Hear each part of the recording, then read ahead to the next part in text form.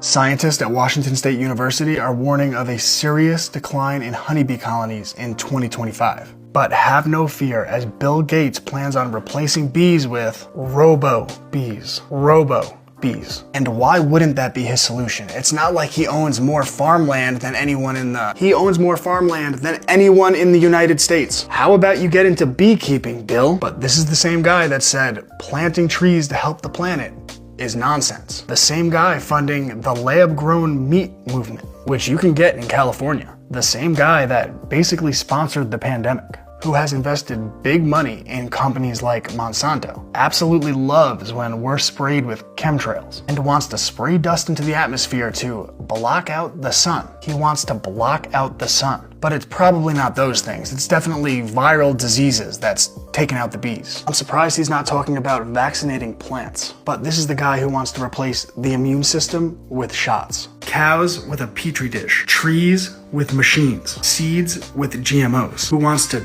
dim out the sun. Dim out the sun. Dim out the sun.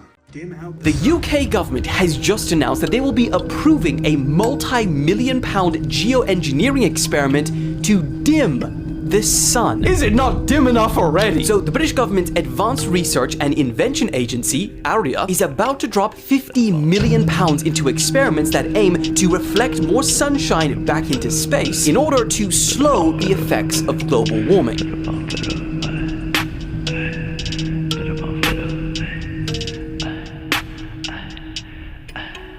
Better bomb, better bomb, better bomb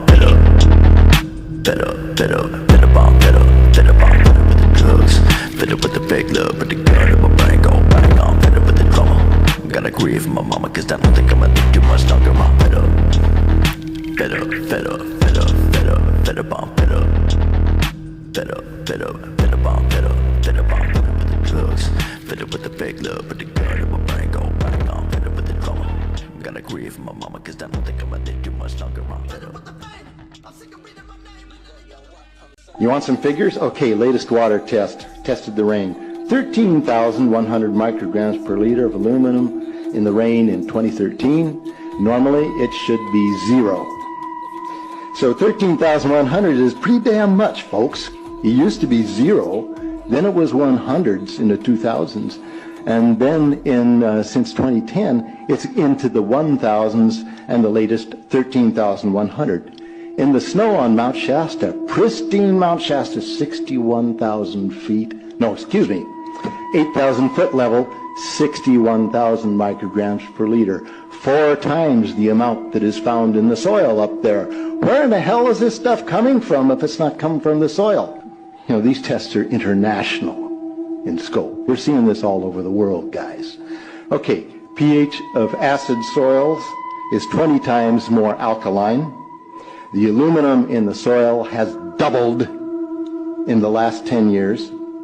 Aluminum blocks essential nutrients. I am unable in my garden to restore normal pH, and that's because nanoparticles are now in the circulatory systems of both plants and humans. We now know, with peer-reviewed study, that bees are testing with 70 times more aluminum in their system than what it takes to cause Alzheimer's or dementia in a human being. It's a wonder any of them are alive. 70 times more. And this is important as well. When you have somebody from some agency who's paid to lie, who tells you it's normal to have aluminum everywhere because it's a very abundant element, that is a lie of inaccuracy. Aluminum is very abundant in the environment, yes, but it does not exist in the environment in free form. It doesn't exist in free form. It must be mined and refined and sprayed for it to be scattered everywhere in the environment, and that's exactly what's happening. It's not just the bees that are dying. Every single one of us is being contaminated. These materials are bioavailable. They're building up in our systems, and it doesn't matter whether you believe it or not. It doesn't matter. It's a fact. We have the lab test to prove it. There will be no hiding this issue much longer.